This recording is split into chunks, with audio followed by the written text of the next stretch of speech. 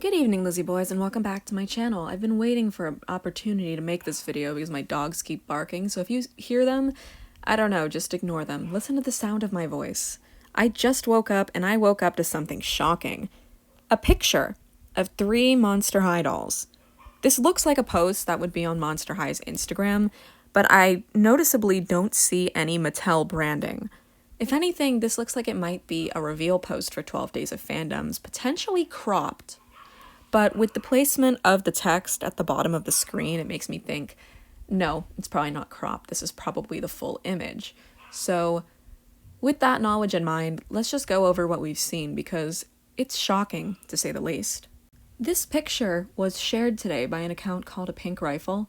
It looks like they'd posted previously, but only on stories. So this is one of their only posts right now alongside what seems to be a Monster High display. I'm not feeling like covering that, though. You can go to the Instagram account if you would like, so I'll link them below. And they posted this picture, your best ghoul friends, Monster High, with 3 dolls. I understand why a lot of people are skeptical looking at these, and honestly, I was too at first, but the more I look at them, they kind of remind me of that Cleo leak. Obviously, let's get the big things out of the way. Clawdeen has freckles, Frankie is gray. It's weird.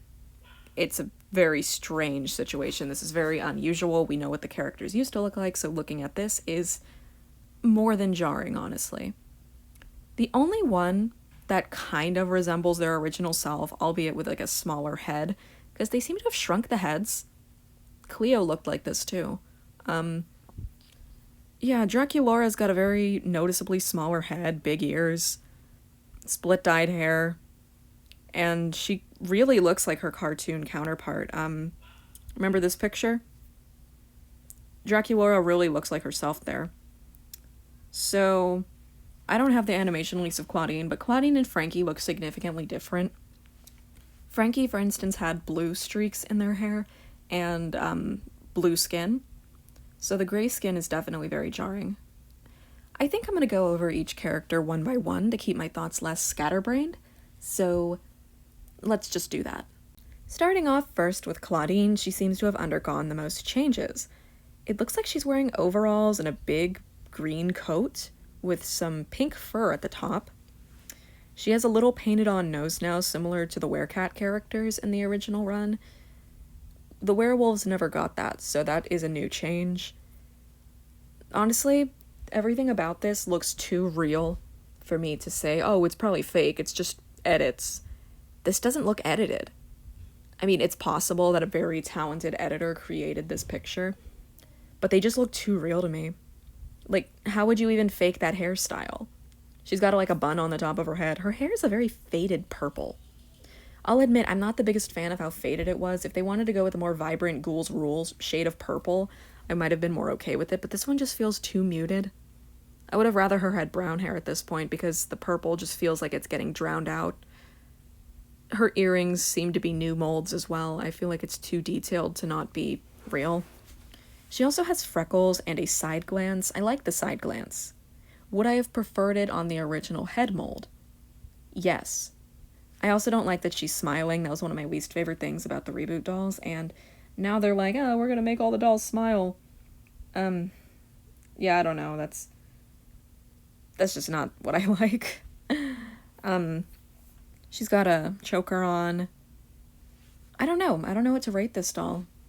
She looks interesting, to say the least. Like, definitely fascinating to look at this. But I don't know.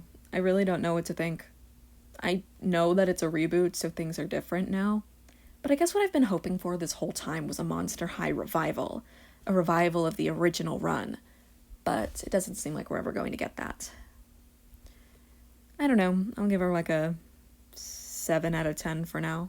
We'll talk about Frankie next. Honestly, I can kind of see the actor for Frankie in the live-action movie in this doll's face.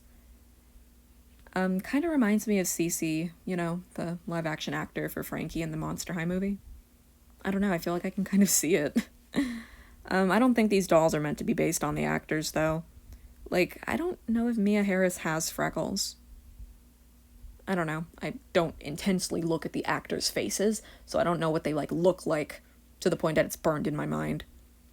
So here Frankie does not have a pink earring. They're green and blue. They do have a splash of red on their shirt though. They've got a little skull clip, and they seem to have the Venus hairstyle where it's shaved instead of giving them cornrows, which it's for the best. I like the jacket so far. It's a cute piece. Overall, I kind of like the fashion here. It does feel in tune for a modern Frankie, because Frankie's always kind of had a schoolgirl aesthetic, kind of nerdy in that way. And I dig it. They definitely captured that well, I would say. My only issue is that they are gray. Blue Frankie was already going to be an adjustment enough based on that animation leak, but seeing a gray Frankie, I feel like I've been slapped across the face with a wet fish. What color are they going to be, Mattel? What color are they going to be? So as I was saying before my dog started barking and rudely interrupted me, I don't know. I genuinely don't know how to feel about this Frankie. Somebody made the argument that their eyes are kind of similar to Haute Couture on these dolls, and I'll admit I do kind of see it. They have more natural looking eyebrows the way the Haute Couture dolls did. Something about the makeup feels more Haute Couture-y. I'll admit I'm kind of disappointed here just because I don't see Frankie's neck stitches or neck bolts that they had in the original 2 generations. The first generation, even the second generation carried that over. So I'm kind of sad to not see it here. I don't know. I do wish that we could see the doll's hands in these pictures. They're not visible. But I guess for now I'm going to give Frankie a 5 out of 10 because please decide on a skin tone for this character already. I do really like the outfit though, so that's where the points are coming from. I don't know. I kind of like this style for Frankie. And finally, we arrive at Draculaura. I don't know. Draculaura looks the best to me, in my opinion. She's not smiling, and I feel like that's helping her case a lot. The other two have a smiling mold, and I don't like smiling molds. They never really looked good in Monster High. Claudia scared the shit out of me when she came out. So I still ended up buying her, but good lord, I was scared of her as a child because of that smile. I was like, god damn, why she look like that, you know? Back to Draculaura, though. The hat is something we've seen before. We've seen it in this original animation leak that we got. The outfit looks very similar. All that's different is that in the cartoon she seems to have pink mesh, and here the mesh is black. She still has the pink vest. She looks like she has a black skirt with pink metallic bat print on it. She's got these earrings with hearts and bat wings on them in pink and black. I like her makeup. The only weird thing is that I see this yellow color around her eyes, and I don't understand why. Maybe it's to add a contrast, but I'm looking at it, and it just feels weird, honestly.